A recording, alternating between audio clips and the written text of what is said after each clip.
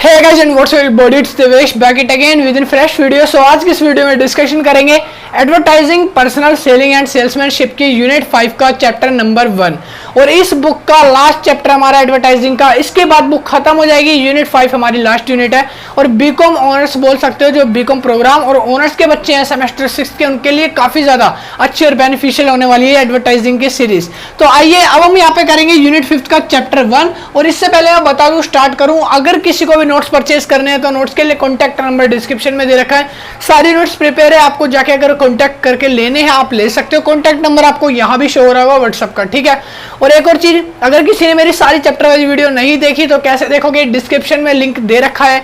सारी वीडियो है chapter wise 1 2 3 4 सारी यूनिट्स है, पांचों की पांचों, हर एक चैप्टर हर एक कॉन्सेप्ट वाइज वीडियो मिलेगी।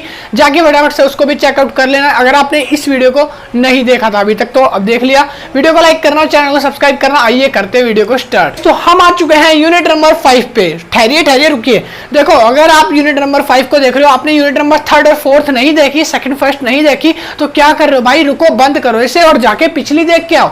ऐसे थोड़ी समझ आएगा कुछ भी, तो अभी तक तो बंद कर दो, फटाफट जाके देखो पहले, ठीक है। तो आइए हम स्टार्ट करेंगे यहाँ पे यूनिट नंबर 5 का chapter number 1, personal selling process. तो आज हम इसके बारे में बात करने वाले हैं, पूरी पर्सनल सेलिंग प्रोसेस कैसे होती है। पर्सनल सेलिंग प्रोसेस एक ऐसी प्रोसेस है जहां पर एक आदमी दूसरे आदमियों को ढूंढता है और फेस टू फेस कम्युनिकेशन करके अपने प्रोडक्ट्स को या अपनी सर्विस को दूसरे तक बेचता है, ठीक है। अब इसके हम बात करेंगे। सबसे पहले हमने यहाँ पे देखा, ये जो पूरी की पूरी प्रोसेस है ना, ये एक प्रोसेस बताइए। तो प्रोसेस के अंदर यहाँ पे 7 से 8 पार्ट भी होंगे। सबसे ऊपर ही मैंने लिखा हुआ है प्रोसेस ऑफ पर्सनल सेलिंग। अब जो प्रोसेस है ना, उसके मैं सिर्फ पॉइंट्स बताऊंगा। हाँ भाई, बस पॉइंट्स बताऊंगा। इन पॉइंट्स को बाद में डिफाइन भी करूंगा ब्रीफली, थोड़ा रुक जाओ। पहली चीज हम यहाँ पे सीखेंगे प्रोस्पेक्टिंग। पहली चीज क्या सीखेंगे भैया, प्रोस्पेक्टिंग। मेरे पीछे बोलना, प्रोसेस याद हो जाएगी। पहली चीज आएगी प्रोस्पेक्टिंग, सेकेंड चीज आएगी प्री अप्रोच। क्या आएगी? Pre approach. इसको याद करने का आसान तरीका भी बताऊंगा, चिंता मत करो। उसके बाद पॉइंट नंबर 3rd, तो ये हमारी है 3rd अप्रोच, जिसका नाम है अप्रोच। समझ आ गया। 4th जो है वो है हमारी प्रोसेस के अंदर प्रेजेंटिंग। क्या बोलते हैं? प्रेजेंटिंग बोल सकते हो या फिर प्रेजेंटेशन। उसके बाद आता है पॉइंट नंबर 5, जिसका नाम है डिमॉन्स्ट्रक्शन। क्या बोलते हैं? डिमॉन्स्ट्रक्शन। समझ आ गया। उसके बाद पॉइंट नंबर 6 जो है हमारा हैंडलिंग ऑब्जेक्शंस। क्या बोलते हैं? हैंडलिंग ऑब्जेक्शंस, ठीक है। उसके बाद पॉइंट नंबर 7, पॉइंट नंबर 7 क्या हमारा, जिसको हम बोलते हैं closing the stock. Closing the stock. समझ आ गया। पॉइंट नंबर 7 के बाद अब इधर देखो, ये लाइन आ रही है, मैंने एरो ऐसे लगाए हुए हैं। पॉइंट नंबर 8 आता है हमारा फॉलो अप। क्या बोलते हैं लास्ट प्रोसेस को? Follow up. Follow up. समझ आ गया। अब इसको याद करना बिल्कुल भी ज्यादा मुश्किल नहीं है भाई, बिल्कुल इजी है। सबसे पहले देखो क्या करना पड़ेगा, आगे क्या लिखा है? PAPDHC और F। बस ये आगे के वर्ड याद कर लो, बिल्कुल आसानी से हो जाएगा। पहला आएगा यहाँ पे prospecting, pre approaching, approaching, presentation, demonstration, handling objectives, closing the sale और फॉलो अप। समझ आ गया। ये 8 पॉइंट है, इन्हीं के बारे में हम डिस्कशन करेंगे पूरे चैप्टर में। पहले इसके बारे में, फिर इसके बारे में, फिर इसके बारे में, ऐसे लाइन से सारे हम करेंगे, ठीक है। तो आइए स्टार्ट करते हैं। सबसे फर्स्ट ऑफ ऑल हमने देखा, पहली चीज होती है प्रोस्पेक्टिंग। मैंने बताया ही था कि आपको कुछ भी नहीं करना, बस वीडियो को पूरा देखना है। मैं सारे पॉइंट एक्सप्लेन करूंगा और दिमाग में ठूस के बैठ जाएगा, ठीक है। तो देखो सबसे पहली चीज आती है प्रोस्पेक्टिंग। प्रोस्पेक्टिंग एक बहुत देखने में तो सुनने में ऐसा लग रहा है वर्ड काफी ज्यादा बड़ा और मुश्किल है भाई, बिल्कुल प्यारा सा वर्ड है। प्रोस्पेक्टिंग का मतलब होता है सर्च करना। क्या होता है? बोलो मेरे पीछे। सर्च करना। कैसे सर्च करना? अरे वो दूरबीन लगा के सर्च नहीं करना भाई। प्रोस्पेक्टिंग मतलब कि किसी को भी फाइंड आउट करना होता है, सर्च करना। अपने टारगेट को, अपने कस्टमर को, अपने कंज्यूमर्स को सर्च करना मतलब प्रोस्पेक्टिंग। अब यहाँ पे लिखा है prospecting is the first step to personal selling process. Prospecting जो है पहला स्टेप होता है पर्सनल सेलिंग प्रोसेस का। उसके बाद लिखा है which means identify and anticipating the potential consumer for the product. कह रहा प्रोस्पेक्टिंग में हमें ऐसे कंज्यूमर्स को फाइंड करना और पहचानना। और कैसे पहचानेंगे हम? ऐसे कंज्यूमर पहचानो, ऐसे कंज्यूमर पहचानो, जी हाँ ऐसे कंज्यूमर पहचानेंगे जिसमें हमें क्या है, एक पोटेंशियल कंज्यूमर मिल जाए। पोटेंशियल मतलब कि अगर मान लो मेरे पास 100 रुपए का पेन है, तो 100 रुपए का पेन खरीदना चाहे कोई ऐसा कंज्यूमर जिसके पॉकेट हो गरम गरम, जिसके नोट हो नरम नरम और उसके पास खरीदने की क्या हो, चाहत हो, इच्छा हो, ठीक है, उसको हम बोलते हैं पोटेंशियल कंज्यूमर। समझ आ गया? हाँ जी, पोटेंशियल कंज्यूमर, चलो समझ आ गया, जो हमारे प्रोडक्ट को खरीदना चाहे। प्रोस्पेक्टिंग समझ आ गया, जो हम लोग किसी को सर्च करते हैं, किसी को ढूंढना जो है वो प्रोस्पेक्टिंग का काम होता है। अब मैं आपको थोड़ा सा एग्जांपल देके भी समझाऊंगा थोड़ी देर में। प्रोस्पेक्टिंग रिफर्स टू लोकेशन, कह रहा है प्रोस्पेक्टिंग जो है ना वो लोकेशन को देखती है, सर्चिंग करती है for the potential consumer. 2 steps are prospecting, कह रहा है प्रोस्पेक्टिंग के 2 स्टेप्स होते हैं, और जो भी 2 स्टेप्स है ना वो भी मैं आपको बताऊंगा। पहले हम समझते हैं अच्छे से प्रोस्पेक्टिंग जो है वो होती क्या है। तो देखो भाई, प्रोस्पेक्टिंग का मतलब होता है सर्च करना। जैसे मैंने बोला, सपोज करो आप अभी 12 साल के हो, हाँ मान लो थोड़ी देर के लिए 12 साल के हो, आपके लिए फाइंड आउट कर रहे हैं आपके पेरेंट्स एक बढ़िया सा स्कूल। अब आपके लिए स्कूल जब फाइंड आउट करेंगे तो शॉर्ट लिस्ट में पंडित जी आए, उन्होंने बोला भाई शॉर्ट लिस्ट में टोटल 100 स्कूल्स हैं। कितने स्कूल्स हैं? 100 स्कूल्स हैं जो 12 साल के लेकर मतलब 15 साल के बच्चों तक एज के एडमिशन देते हैं, ठीक है। अब आपके पेरेंट्स को कौन सा बेटर लगेगा वो चुनना पड़ेगा। आपके पेरेंट्स ने लिस्ट देखी, उसमें से आपके पेरेंट्स ने बोला ऐसे स्कूल जिनका नाम ए से शुरू होगा और बी से शुरू होगा, सी और डी और ई एफ से, हम इनको नहीं लेंगे। तो आपकी लिस्ट हो गई कम, आपकी लिस्ट हो गई अब यहाँ पे 30 स्कूल्स की। ये सारे स्कूल निकालने के बाद आप क्या कर रहे हो? सर्च कर रहे हो, ठीक है। उसके बाद जब 30 लिस्ट हो गई ना, 30 के बाद वहां पे गए स्कूल में, आपने देखा स्कूल का बैकग्राउंड कैसा है, माहौल कैसा है, स्कूल का कल्चर कैसा है, बच्चे स्टडी कैसे करते हैं, क्लासरूम कैसी है। और बाद में सबसे मेन चीज, भाई इसको नहीं भूलते, सबसे मेन चीज, आपने देखा कि मेरी जेब में पैसे कितने हैं। अरे हाँ यार, पैसों के बिना तो स्कूल में एडमिशन ही नहीं होगा। भाई हमने देखा पैसे कितने हैं, पैसे देखा हमारी जेब में, पैसे के हिसाब से, बजट के हिसाब से जो स्कूल और जो कल्चर हमको अंडरस्टैंडिंग लगा, हमने वो देखा। तो हमारे बच गए 3 स्कूल। कितने स्कूल? 3 स्कूल, ठीक है। अभी तक हमने क्या क्या कर लिया? हमने क्या करा? लोकेशन सर्च करी, इन सबको निकाला था, लोकेशन सर्च करी जिसमें से 30 स्कूल बच्चे। फिर उसके बाद हमने बजट देखा अपना और सारी चीजें जब चेक करी, हर चीज सर्च करा, सर्च करने के बाद अब बच्चे 3 स्कूल। अब हम क्या करेंगे? हमने देखा हमारे घर से पास कौन सा पड़ता है, पास देखा तो पास सिर्फ एक स्कूल पढ़ रहा था जिसका नाम है बायजूस। मान लो सपोज करो बायजूस, ठीक है, मैं ऐड नहीं कर रहा, बायजूस मान लो, एक बायजूस छोड़ो, हम जिसका नाम रख रहे थे फलाना डिंका। फलाना डिंका स्कूल जो है लास्ट बचा था, फलाना डिंका पब्लिक स्कूल। फलाना डिंका पब्लिक स्कूल अब आ चुका है, तो हमारा लास्ट यही स्कूल था, तो हमने इसमें अपने बच्चे का एडमिशन कराया। अब अपने पेरेंट्स होकर एज अ पेरेंट्स क्या करा, हमने बहुत सारी चीजें करी। हमने यहाँ पे सर्च करा, आइडेंटिफाइंग करा, इंटरप्रेटिंग करा, हमने सारी चीजों को देखा। फिर उसके बाद हमारा प्रोस्पेक्टिंग पूरा हुआ। समझ आ गया? प्रोस्पेक्टिंग मतलब फाइंड आउट करना, सर्च करना। अगर मान लो मैं कश्मीर में काम करता हूँ, कश्मीर में एक मैं वूलन की दुकान लगाना चाहता हूँ, ठीक है, और वूलन की दुकान, और आपको पता है कश्मीर का माहौल कैसा होता है, बिल्कुल ठंडा ठंडा होता है। और वहां पर मैंने क्या करा, मैंने वहां पर सर्दियों में जो कपड़े बिकते हैं वो बेचने चालू करे, या बोल सकते हो मैंने गर्मी के कपड़े बेचने चालू करे। अगर मैं वहां पे गर्मियों के कपड़े बेचूंगा तो क्या वो बिकेंगे? वो नहीं बिकेंगे बिल्कुल भी। क्यों? क्योंकि वहां पर जो है ना क्या है भाई, सर्दी का माहौल है, सर्दी के कपड़े बिकेंगे, ठीक है। तो इस तरह से हमें मार्केट में अपने प्रोस्पेक्टर्स को पहचाना, प्रोस्पेक्टिंग पहचानना बहुत जरूरी होता है। जब तक हम अपने प्रोस्पेक्टिंग को नहीं पहचान लेते तब तक सारी चीजें जो है ना जितनी भी अच्छी कर ले, जितना भी बड़ा सेल्समैन हो, सेल्स नहीं कर पाएगा। समझ आ गया? तो पहला जो स्टेप है वो हमने यहाँ पे लिखा हुआ है, फॉर्मुलेटिंग प्रोस्पेक्ट डेफिनेशन। सेकंड जो स्टेप है वो आता है हमारा क्वालिफाइंग प्रोस्पेक्ट्स, ठीक है। तो ये 2 स्टेप्स है, इनके बारे में ज्यादा डीपली नहीं आता। अब उसके बाद नीचे हम बात करेंगे who is a good prospect, ठीक है। Who is a good prospect मतलब कि अच्छा प्रोस्पेक्ट कौन होता है। तो देखो अच्छे प्रोडक्ट्स की मतलब कि अगर मान लो कोई भी आपने प्रोडक्ट मार्केट में बनाया, आप उसके लिए क्या ढूंढते हो? अपने प्रोस्पेक्ट को टारगेट करते हो, अपने लोगों को ढूंढते हो, ऐसे लोग जो आपके प्रोडक्ट्स को खरीदना चाहें। मान लो मैंने टी शर्ट पहन रखी है, मैं बोलता हूँ मैं इस टी शर्ट को अभी उतार के बेचना चाहता हूँ, कौन कौन खरीदना चाहेगा? तो वो जो लोग खरीदना चाहते हैं वो होते हैं प्रोस्पेक्ट्स। प्रोस्पेक्ट की पहचान कैसे होती है कि अच्छा प्रोस्पेक्ट कौन है? पहला, he is easy to sell to and serve, कह रहा है जिसको हम आसानी से कोई चीज बेच सके या फिर कोई चीज सर्व कर सके। उसके बाद लिखा ही इज वेरी अप्रोचेबल, वो काफी ज्यादा अप्रोचेबल हो, हम उससे कोई भी चीज आराम से ले सके या लेन देन करवा सके, ठीक है। सेकेंड चीज, he has the authority to buy your products, कह रहा उसके पास अथॉरिटी होगा कि वो आपके प्रोडक्ट्स को खरीद सके। और एक प्रोस्पेक्ट को पहचाना कैसे जाता है? देखो प्रोस्पेक्ट क्या होता है? ऐसा आदमी जिसके पास पहले बात तो खरीदने की इच्छा होनी चाहिए, ठीक है। दूसरी चीज, उसके पास मनी होनी चाहिए। भैया मनी, क्या बिना पैसों के काम नहीं चलता, बिना पैसों के तो आप भी नहीं बेचोगे कुछ, है ना। सामने वाला खरीदने में इंटरेस्टेड भी है मगर पैसे नहीं है तो आप क्यों बेचोगे। तो पहली बात। सेकंड चीज आपको क्या करनी चाहिए, पैसा होना चाहिए, ऐसा ढूंढना चाहिए।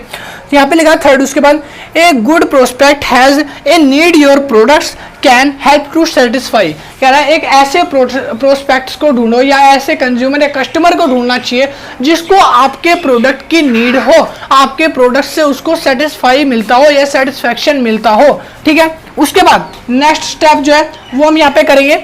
यहाँ पे लिखा है he must be eligible to buy your products. कह रहा है वो आपके प्रोडक्ट्स को बाय करने के लिए एलिजिबल हो।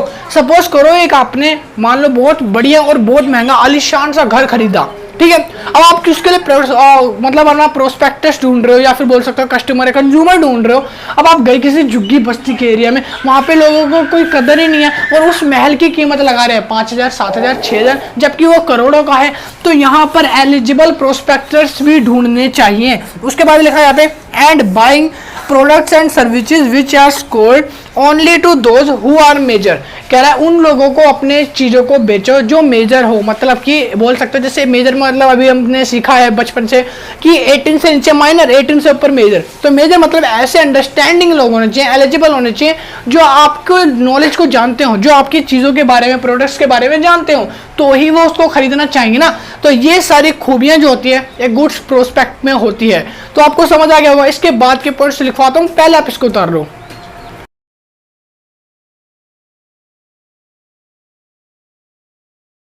उतार लिया होगा। तो अब यहाँ पे हम पढ़ने वाले हैं, इसमें हम देखेंगे यहाँ पे इंपॉर्टेंस ऑफ प्रोस्पेक्टिंग। देखो प्रोस्पेक्टिंग मैंने भी आपको समझाया ही था, अभी हम बात करेंगे इसके महत्व की।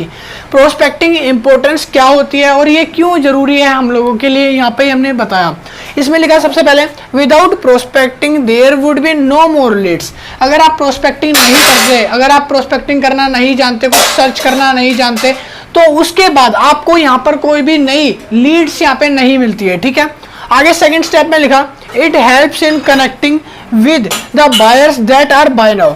कह रहा है ये जो है ना हमें हेल्प करता है अपने बायर्स तक पहुंचाने में, ठीक है।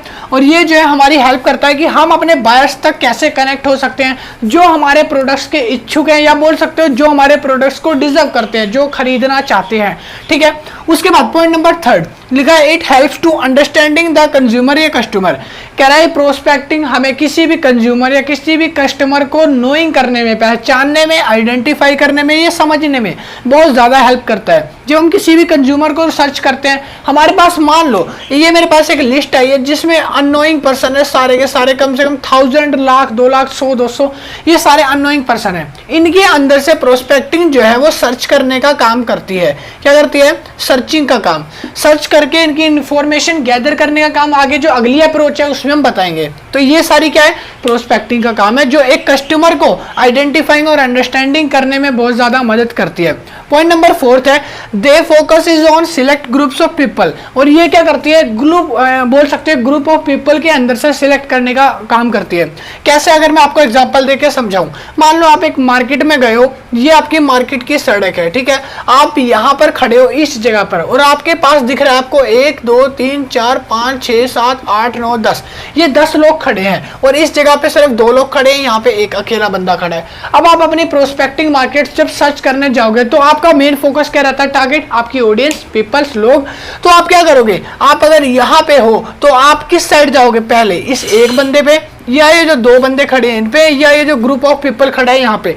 तो मोस्ट ऑफ द ज्यादा चांसेस क्या बनते हैं कि हम जाएंगे इस साइड, क्योंकि यहाँ पर ज्यादा लोग खड़े हैं और जितने ज्यादा लोग होंगे 10 में से कोई 2 तो राजी होंगे, मगर यहाँ पे सिर्फ एक अकेला बंदा खड़ा है और यहाँ पे सिर्फ 2 बंदे खड़े हैं, ठीक है। तो हो सकता है मिनिमम चांस है, बहुत कम चांस है कि ये लोग खरीदें, ठीक है। ग्रुप में जाएंगे तो शायद किसी को आपकी पोटेंशियल स्कीम पसंद आ जाए, प्रोडक्ट पसंद आ जाए तो वो खरीद ले। तो यहाँ पे इसलिए लिखा है सिलेक्टिंग ग्रुप्स ऑफ पीपल। हम सीधा ग्रुप्स ऑफ पीपल को सिलेक्ट करते हैं, मुट्ठी भर के बंच को हम सिलेक्ट करते हैं, ठीक है। उसके बाद यहाँ पे लिखा है नीचे मैंने how to search for the prospects. कह रहा है प्रोस्पेक्ट्स को कैसे सर्च करा जाए, ठीक है, मतलब कि अगर मान लो प्रोस्पेक्ट है उनको कैसे हम फाइंड आउट करें, वो सारे यहाँ पे लिखा है। यहाँ पे लिखा है जिम रोहन डिफाइंस। जो जिम रोहन है उन्होंने, एक प्रोफेसर है, उन्होंने एक डेफिनेशन लिखी है, बस छोटी सी डेफिनेशन है, makes a customer not a sale. कह रहा है हमें सेल को नहीं बनाना चाहिए, हमें कस्टमर्स को बनाना चाहिए। कस्टमर्स बनेंगे, जितने बनाओ उतनी ज्यादा सेल्स आपकी अपने आप बढ़ेगी डेफिनेटली, ठीक है। सेल्स को बढ़ाने पे फोकस मत करो। उसके बाद यहाँ पे मैंने बताया जैसे कि अभी आपको how to search for the prospects, prospects के लिए हमें कैसे सर्च करना चाहिए, कैसे ढूंढना चाहिए। तो यहाँ पर कुछ पॉइंट्स है जो मैं आपको बताऊंगा, स्टेप्स। पहला आता है कस्टमर रीच, जो कस्टमर्स है उनकी रीच वहां तक आपको जाना चाहिए। उसके बाद लिखा सर्च ऑन गूगल, हम अपने कस्टमर्स को गूगल पे भी लिस्ट आती है, डेटाबेस आते हैं, वहां से सर्च कर सकते हैं, आइडेंटिफाई कर सकते हैं। उसके बाद यूज सोशल मीडिया, यहाँ पे मैंने लिखा यूज सोशल मीडिया। अगर मान लो आप स्नैपचैट चलाते हो, इंस्टाग्राम चलाते हो, फेसबुक चलाते हो, आपकी फ्रेंड लिस्ट में ही देखोगे तो 300 400 500 लोग होते हैं जो आइडेंटिफाइंग होते हैं। हो सकता है उनमें से कोई खरीदना चाहता हो, कुछ लेना चाहता हो प्रोडक्ट, तो उनको वहां से पहचानो, ठीक है। हर तरह से प्रोस्पेक्ट्स मिल सकते हैं। या फिर आप कोल्ड कॉलिंग कर सकते हो। कोल्ड कॉलिंग का मतलब होता है इंटर स्टेट में जो कॉलिंग एक दूसरे से करी जाती है, कोल्ड कॉलिंग। किसी को भी कॉलिंग के थ्रू अपने सामान को बेचना। आपको पता होगा कॉलिंग तो आजकल हर किसी भी जाओगे बिजनेस करने या फिर आप किसी भी जॉब पे जाते हो तो कोल्ड कॉलिंग सबसे ज्यादा पकड़ते हैं। प्रोस्पेक्टिंग एक ऐसा बिजनेस है जहां हर किसी को नीड होती है कंज्यूमर्स को पकड़ने की। उसके बाद लिखा स्पोर्टर्स। स्पोर्टर्स वो लोग होते हैं जो क्या करते हैं, कंज्यूमर को एक तरह से टारगेट करते हैं, उनकी इंफॉर्मेशन गैदर करते हैं, उनके बारे में जानते हैं और उनको अपना प्रोस्पेक्ट बना के उनको सामान बेचने की कोशिश करते हैं। एंडलेस चेन मेथड, देखो एंडलेस चेन मेथड ये भी बहुत ज्यादा फेमस है आजकल, आपको पता होगा। अपना एक बंदा रखो और उसके नीचे 3 लगाओ और वो 3 से बोलो कि वो आगे और 3 लेके आए, ठीक है, मतलब कि हो गया 9 और इसी तरह से ये बढ़ के हो जाएगा 3 इधर 3 इधर 3 इधर, ऐसे 27। तो ये 3 का स्क्वायर रूट बनाने वाला, ठीक है। तो यहाँ पर एंडलेस चेन मेथड बोलते हैं, जो अपने नीचे बस 3 बंदों को जोड़ो, उनसे इन्हें बेनिफिट होता है ऊपर वालों को। आगे लिखा है पॉइंट नंबर 7 पर्सनल ऑब्जर्वेशन। किसी को भी पर्सनल ऑब्जर्वेशन करो, उसको प्रोस्पेक्ट अगर बनाना है। या फिर 8 पॉइंट है सबसे बढ़िया, एडवर्टाइजिंग। आप किसी भी न्यूज़पेपर में, मैगजीन्स में, आर्टिकल्स, टीवी में दे सकते हो, एप्लीकेशंस के थ्रू बता सकते हो, ठीक है। जैसे बायजूस कंपनी है, बहुत बड़ा प्लेटफॉर्म है, आपको पता ही होगा, ठीक है। तो इस तरह से आप अपनी एडवर्टीजमेंट भी करवा सकते हो, समझ आ गया। तो ये थे कुछ मेथड्स जो मैंने आपको बताया, how to search a prospects. तो ये पॉइंट है जो इनको कोई भी याद कर लो, कोई भी 4 5 6 आपको ज्यादा नहीं आएंगे, ठीक है। अब हम बात करते हैं यहाँ पे प्री अप्रोच की। देखो प्री अप्रोच क्या होता है, ये जो कॉन्सेप्ट है ना, ये कॉन्सेप्ट प्रोस्पेक्टिंग के बाद आता है। प्रोस्पेक्टिंग जहां खत्म होती है, प्री अप्रोच वहां से शुरू होता है। और इसका मतलब होता है gathering information and knowledge about A prospect. समझ आ गया, मतलब कहने का है कि अपने प्रोस्पेक्ट के हिसाब से या फिर जो आपका कंज्यूमर है, टारगेट जो भी आपने रखा है, उसके बारे में सारे फुल डिटेल डेप्थ इंफॉर्मेशन को प्रोवाइड करना और पहचानना। समझ आ गया। मान लो यहां पर हमने देखा, सर्चिंग करी तो 100 लोगों में से कोई 5 लोग मैंने देखा कि ये 5 लोग बाय करना चाहते हैं मेरा प्रोडक्ट, ठीक है। अब इन 5 लोगों के बारे में पूरी डेटा इंफॉर्मेशन कलेक्ट करनी अच्छे से, ठीक है, कि कौन कौन सी जगह से आते हैं, क्या एज है, क्या सैलरी है, क्या कमाता है, क्या नहीं कमाता है, एड्रेस कहाँ है, रहता कहाँ है, ताकि अपने रिलेशन बन सके यार अच्छी सी चीजों को बेचने के लिए। तो इसको बोलते हैं यहाँ पे प्री अप्रोच प्रोसेस, जो कि प्रोस्पेक्टिंग से ज्यादा वैल्यूएबल होती है, ठीक है। यहाँ पे लिखा मैंने, it is the important phase in the sales process which means gathering and analysing all important information about the prospect before appealing a person in the selling process. कह रहा सेलिंग प्रोसेस के अंदर इसमें क्या होता है, आपको अपने जो टारगेट है या फिर बोल सकते हो अपने जो पोटेंशियल कंज्यूमर है उनके बारे में इंफॉर्मेशन गैदर करनी होती है। It is the selling process. Pre approaching consist 2 methods या बोल सकते हो 2 स्टेप्स। प्री अप्रोच आपकी 2 स्टेप्स पर चलती है। पहला जो स्टेप्स है उसको बोलते हैं नोइंग द प्रोस्पेक्ट्स, इसको बोलते हैं KTP। समझ आ गया, KTM नहीं है, KTP है। नोइंग द प्रोस्पेक्ट्स, अपने प्रोस्पेक्ट्स को पहचानो। तो इसमें क्या होता है, अपने प्रोस्पेक्ट्स को पहचानते हैं, पहचानने के बाद उसके अंदर की जो इन्फॉर्मेशन है, छुपी हुई खूबियां हैं, उनको निकालना होता है। और इसके अंदर कैसी इन्फॉर्मेशन हो सकती है, आप उसकी एज पूछ सकते हो। तो मैं यहाँ पे इसको लिख के बता देता हूँ नीचे, आप जैसे कि उसकी एज हो सकता है, मैटर कर सकता है, ठीक है, मेल है फीमेल है वो, उसके प्रोडक्ट्स कौन कौन से हैं, या फिर वो रहता कहाँ पे है, उसका एड्रेस वगैरह, ठीक है, फ़ोन नंबर, ठीक है। तो ये सारी जो इन्फॉर्मेशन है, ये सारी जो हम लेते हैं उसको बोलते हैं नोइंग द प्रोस्पेक्ट। समझ आ गया? इसके अंदर ये सारी तरह की इन्फॉर्मेशन आप ले सकते हो। उसके बाद सेकंड आता है स्टेप, इसको बोलते हैं प्लानिंग कॉल। प्लानिंग कॉल का मतलब क्या होता है? जब ये सारी इन्फॉर्मेशन हमारे पास आ जाती है, फिर हम उनको कॉल करते हैं, फिर हम उनको पूछते हैं कि अगर मान लो आप प्रोडक्ट में बाय करते हो तो प्रोडक्ट बाय करने के लिए इंटरेस्टेड हो या नहीं हो, ठीक है, उनके बारे में हमें पता चल जाता है। फिर जो 5 लोग हैं जिसको हम बता रहे थे अभी प्री अप्रोच में, वो 5 लोगों में से भी पता चल जाता है कि कौन सा एक्चुअल ऐसा कंज्यूमर है या एक्चुअल ऐसा बंदा है जो हमारे प्रोडक्ट्स को बाय करना चाहता है। तो ये थे आपके 2 स्टेप्स। इसके बाद इसकी इंपॉर्टेंस है वो बताऊंगा। फिर नेक्स्ट स्टेप पे चलेंगे जो कि हमारा है अप्रोच। तो 2 मैंने बताए, पहला प्रोस्पेक्टिंग और दूसरा प्री अप्रोच। तो आप इसको उतार लो।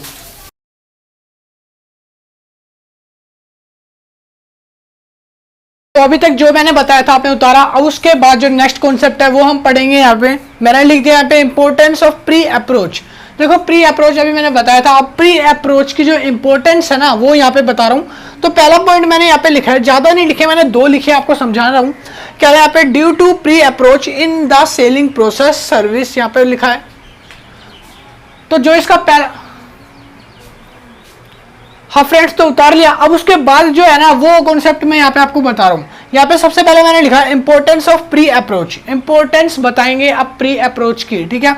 पहला पॉइंट यहाँ पे मैंने लिखा है due to pre approach in the selling process serious lapse vital mistakes can be timely avoided. क्या है? प्री अप्रोच के अंदर मान लो छोटी मोटी गलतियां हो जाती है, हम अपने प्रोस्पेक्ट्स को पहचानने में, सर्चिंग करने में, और कुछ हमारी भूल जो ऐसी हो जाती है जिसकी वजह से प्रोस्पेक्ट कभी कभी चला जाता है, हाथ से छूट जाता है, ठीक है, और वो हमारे प्रोडक्ट्स को नहीं खरीदता। तो उसमें यहाँ पर क्या होता है, ये एक फायदा हो जाता है, हमारा इंपॉर्टेंस बन जाती है कि यहाँ पर हम टाइम टू टाइम सीखते जाते हैं, ठीक है। जैसे यहाँ पे लिखा है सीरियस लैप्स विटल मिस्टेक्स, मतलब कि छोटी मोटी जो गलतियां होती है उसको धीरे धीरे टाइम टू टाइम रिकवर कर लेते हैं। उसके बाद लिखा है कैन बी टाइमली अवॉइडेड, और जब हम इसको अवॉइडेड करना भी सीख जाते हैं तो यहाँ पर हम अपने प्रोस्पेक्ट्स को पहचानना, उनको एमिंग करना और अच्छे से उनको सेटिस्फाई करना सीख जाते हैं।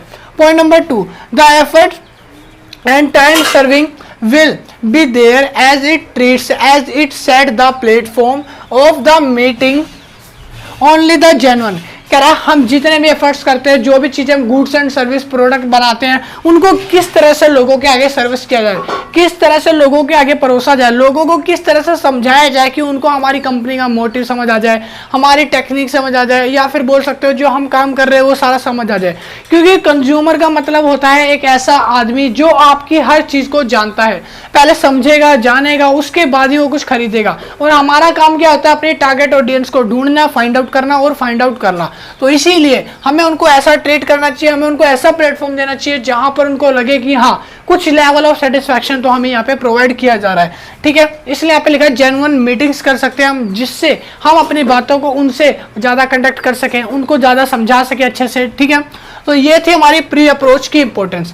अब हम नीचे बात करेंगे पॉइंट नंबर 3 जिसका नाम था अप्रोच। मैंने आपको बताया था शुरू में ही, सबसे पहले हमने प्लानिंग प्रोसेस करने वाले हैं, तो हमें पता था यहाँ पे पर्सनल सेलिंग प्रोसेस के अंदर मैंने आपको बताया था कि यहाँ पे 7-8 टाइप की स्टेज होती है। 3rd स्टेज आ गई है अप्रोच। यहाँ पे प्री अप्रोच हो जाती है, उसके बाद आती है अप्रोच। अप्रोच में क्या होता है? ब्रेन ट्रेसी सेज, देखो ब्रेन ट्रेसी एक वो थे प्रोफेसर, इन्होंने एक डेफिनेशन भी लिखी है। वो डेफिनेशन क्या है? तो आइए डेफिनेशन पढ़ते हैं भैया। यहाँ पे लिखा है अप्रोच ईच कंज्यूमर या customer with the idea of helping him. हमें किसी भी कस्टमर को या किसी भी कंज्यूमर को अपनी अप्रोच बताने से पहले या फिर अपनी बातों को बताने से पहले हमें क्या करना चाहिए? उनके आइडियाज़ को जानना चाहिए, उनके सजेशन को, उनकी हेल्प लेनी चाहिए। Him to solve a problem and achieve, हमें पहले उनके सजेशन, उनके आइडियाज़ या उनकी कोई प्रॉब्लम है उनको सुनना चाहिए, उनको सॉल्यूशन देना चाहिए। जब उनको सॉल्यूशन दोगे तो आपको पता चलेगा, वो लोग सोचेंगे हमारे बारे में कि यार इसने मेरे को इस चीज़ का सॉल्यूशन दे दिया, ये तो बढ़िया प्रोडक्ट है। जैसे कि एग्जाम्पल लेके बताता हूँ, आपने वो ऐड तो टीवी में देखी होगी जिसमें एक छोटी सी लड़की होती है, उसके यहाँ पे पिंपल्स हो जाता है, अपनी दीदी के पास जाती है, बोलती है हिमालय फेस वॉश यूज करो, इसके बाद पिंपल्स खत्म। वो यूज करती है, पिंपल खत्म। तो यहाँ पर पिंपल्स भी खत्म हुए, उसका मैटर भी सॉल्व हुआ और यहाँ पर हिमालय की ऐड भी हो गई, ठीक है। मतलब कहने का क्या है, अपनी टारगेट ऑडियंस के सजेशन को या कोई प्रॉब्लम है उसको सॉल्व करके भी हम अपनी टारगेट ऑडियंस तक पहुंच सकते हैं, ठीक है। उसके बाद लिखा goals not for selling A products और सर्विस, कह रहे हैं हम अपने गोल्स तक पहुंच सकते हैं और बस ये जो है ना, ये ये प्रोडक्ट और सेलिंग सर्विस तक सीमित नहीं है। मतलब कि जैसे मैंने अभी आपको बताया था पहले जिम रोहन की डेफिनेशन में, जिन्होंने कहा था कि हमें अपने कस्टमर्स बनाने चाहिए, हमें यहाँ पे सेलिंग नहीं बनानी चाहिए। तो यहाँ पर इसी तरह से हमें यहाँ पर सिर्फ सेलिंग प्रोडक्ट एंड सर्विस नहीं करना, हमें उनको क्या करना है, एक बेटर सेटिस्फेक्शन भी प्रोवाइड करना होता है अप्रोच के अंदर। उसके बाद यहाँ पे लिखा methods of making the approach, approach को मेक्स करने के कौन कौन से मेथड्स होते हैं। तो पेपर में ज्यादा इसको नहीं पूछता, यहाँ पे पॉइंट्स मैंने लिखे हैं, तो पॉइंट्स आप याद कर लेना, अच्छे से समझ लेना। पहला यहाँ पे the premium approach, premium approach क्या बोला मैंने, प्रीमियम अप्रोच, ठीक है। सेकंड है द इंट्रोडक्टरी अप्रोच, जिसमें हम कंज्यूमर के बारे में वेल इंफॉर्मेशन, डीप इंफॉर्मेशन लेते हैं। उसके बाद point number third the product sales approach, point number fourth customer benefits approach, point number 5 the shock method. तो ये 5 पॉइंट्स है जो मैंने यहाँ पे लिखे हैं, आप इसको रीड आउट करके उतार लेना बाद में, ठीक है। तो अब हम नीचे पढ़ेंगे पॉइंट नंबर 4 प्रेजेंटेशन। देखो प्रेजेंटेशन क्या होती है, बोल सकते हो प्रेजेंटेशन क्या होती है। प्रेजेंटेशन का मतलब होता है, मैं आपको जैसे अभी पढ़ा रहा हूँ, अभी मेरी प्रेजेंटेशन कैसी है, ठीक है। प्रेजेंटेशन एक बहुत बड़ा इंपैक्ट डालती है किसी भी consumer, customer, target audience, potential consumer, किसी पे भी बोल सकते हो, ठीक है। और वो कैसे डालती है, इसको बोलना बर्तन थोड़ा धीमे रखे, फटर फटर कर रही है, आराम से नहीं रखे जा रहे, इससे 10 बार बोल दिया इसको।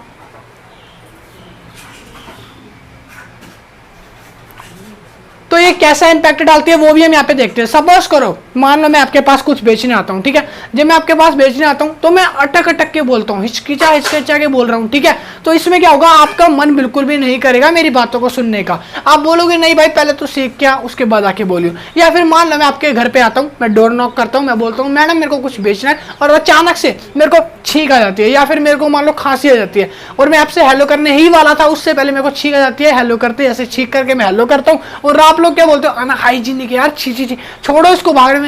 तो हमको वहां से क्या कर देते हैं, रिजेक्ट कर देते हैं। या फिर मैं आपके घर पे आता हूँ, ठीक है, और मेरे बाल जो है ना इतने बड़े बड़े, सपोज करो मेरे बाल इतने बड़े बड़े हैं, मैंने बाल ही नहीं कटाए हैं, ठीक है, और बाल में मैंने कोई तेल नहीं लगाया, कोई शैम्पू नहीं लगाया, कुछ भी नहीं लगाया भाई, बिल्कुल खराब बाल है एक नंबर के, ठीक है।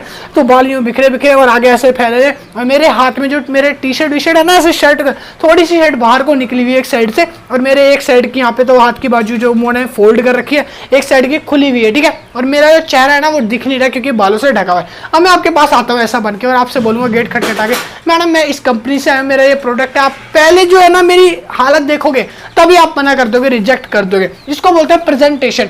प्रेजेंटेशन जितनी ज्यादा अच्छी होगी, लोगों को सामने जो चीज फर्स्ट दिखेगी उसी से वो इंप्रेस हो जाते हैं, जिससे बोलते हैं फर्स्ट इंप्रेशन लास्ट इंप्रेशन, ठीक है। तो यहाँ पर अपने प्रोडक्ट्स के बारे में लोगों को बताओ, उनकी प्रॉब्लम को सॉल्व करता हो आपका प्रोडक्ट, ऐसा होना चाहिए। तो प्रेजेंटेशन जितनी अच्छी होगी भैया, उतना ज्यादा प्रोडक्ट बिकेगा, उतनी ज्यादा सेलिंग होगी। तो यहाँ पर प्रेजेंटेशन जो है बहुत मायने रखती है। यहाँ पे मैंने लिखा, यहाँ पे लिखा है मैंने, sales presentation is the core of selling process. कह रहा है कोर ऑफ सेलिंग प्रोसेस एक बहुत बड़ा अहम पार्ट होता है। उसके बाद लिखा it tells the product story and explain it. कह रहा है ये जो है प्रोडक्ट की स्टोरी, उसकी कहानी जो है ना वो बताती है, और उसी के साथ साथ ये आपको एक्सप्लेन करती है कि प्रोडक्ट्स किसके बारे में। आपने देखा होगा जगह जगह पे हिमानी दवा खाने खुले रहते हैं जो बताते हैं बाबा जी की जड़ी बूटियों से बनाया गया है, ठीक है, और 25,000 सालों पुराना आयुर्वेदिक नुस्खा है हमारा, इसको लगाते ही कमर दर्द ठीक हो जाएगा, मोच, जड़ों का दर्द, पैरों का दर्द, हाथ का दर्द, सर का दर्द, मुंह का दर्द, छाले, फोड़े, फुंसी, बवासीर, सब चीज ठीक हो जाएगा। तो भाई ये सब चीजें क्या है, ये स्टोरी एक्सप्लेन कर रहे हैं, लोगों को बस बता रहे हैं कि हमारा प्रोडक्ट इतना पुराना है, इस पे ट्रस्ट करो, चाहे डॉक्टर इसको फेल कर देगा, ठीक है।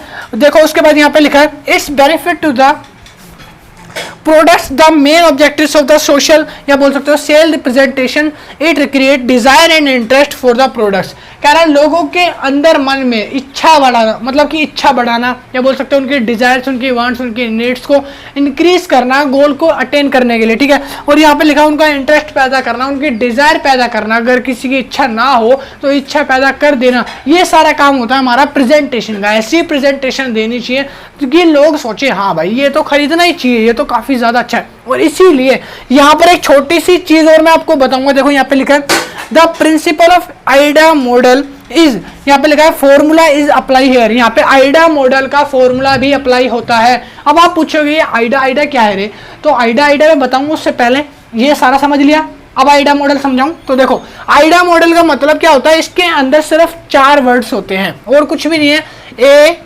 आई डी और ए। देख लो भाई, ये है आइडा मॉडल आपका। इसके अंदर क्या होता है, आइडा मॉडल क्या करता है, एक बंदे की इच्छा पैदा करने से लेकर उसको बेचने तक का काम आइडा मॉडल करता है, कुछ भी प्रोडक्ट हो चाहे सर्विस हो। आइडा मॉडल का जो फर्स्ट ए है, इसका मतलब होता है अवेयरनेस। क्या होता है, अवेयरनेस, मेरे मुंह से नहीं बोला जा रहा, अवेयरनेस। तो देखो इसका मतलब क्या होता है, अवेयरनेस, ठीक है। अवेयरनेस मतलब कि समझो, मेरी बात समझो प्यारे बच्चों, समझो। देखो मान लो तुम रास्ते में जा रहे हो, मैंने बोला आगे खाई है उसमें मत जाना, तो मैंने तुम्हें अवेयर किया, मैंने तुम्हें अवेयर किया। तो इसी तरह से आइडा मॉडल का फर्स्ट ए कहता है अवेयर करना। लोग अगर जा रहे हैं ना, उनको बड़ा बड़ा पोस्टर उनके मुंह के आगे रख दो कि यहाँ पर मिलता है जड़ी बूटी वाला तेल, ठीक है, और वो तेल को लेने के लिए अवेयर हो जाएंगे। जब उनकी आंखों में वो चुभेगा ना कांटे की तरह, तो कोई भी माइकलाल खरीदेगा, ठीक है। अवेयरनेस आ गया।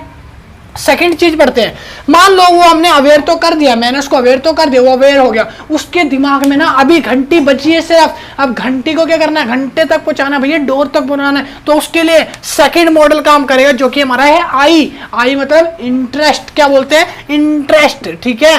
तो अभी हमने क्या करा, अवेयर कर दिया, लोगों के दिमाग में बात पहुंच गई है कि यहाँ पर क्या है, तेल मिलता है। अब हमें इंटरेस्ट पैदा करना है यार, उसके अंदर जागरूक करना है उसको बार बार दिखाएंगे ना, किसी चीज को बार बार दिखाओ ना तो इंटरेस्ट पैदा होने लगता है, ठीक है, समझ आ गया। तो यहाँ पर हम क्या करेंगे, इंटरेस्ट पैदा करेंगे उसके अंदर, आई से इंटरेस्ट।